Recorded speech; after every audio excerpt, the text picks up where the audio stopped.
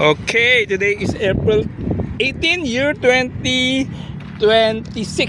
This is a JR helicopter. Ergo 50. Ergo 50 ah. Jess. Kay Jess to. Look at the mechanical mixing. Ito yung ano. Aileron niya. So ito yung aileron. Hindi, ito yung elevator. Elevator.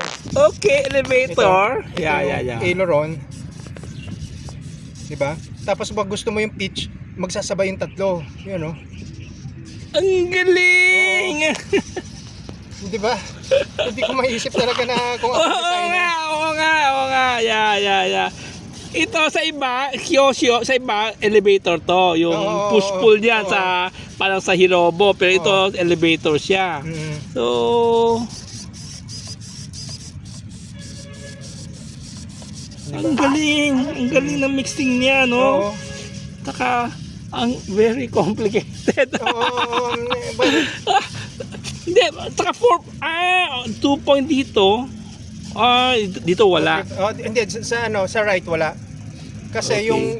yung single niya sa left ng aileron, usually yung elevator yung single lang eh.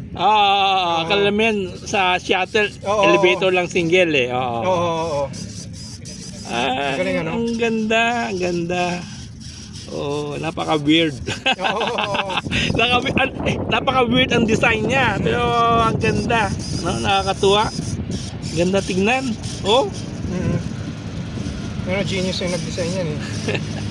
Parang yung Raptor din. Ang ganda ng design ng Raptor eh. Yung Pero Raptor. naiisip ko yun, ito talagang kahit na tinitingnan ko na ngayon, hindi ko pa rin di ba? Nakakatuwa. Ito.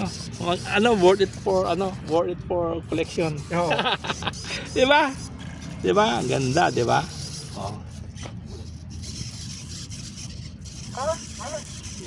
Side mount yung gyro. Yan, side mount. Ang galing! Naka-side mount pa. Talagang yan yung Gumawa ka pa ng L bracket. Side mount. Okay. Tapos yung ano niya, yung tank, yung fuel tank niya. Tapos gyro mo, clone lang ng BizX. Tapos yung tank, shuttle tank yan. Tapos yung engine mount, SDX. Top style Lomi Top style Lomi. Nakakatuwa ang design nito, ang ganda. Ganda, ang linis ang ganda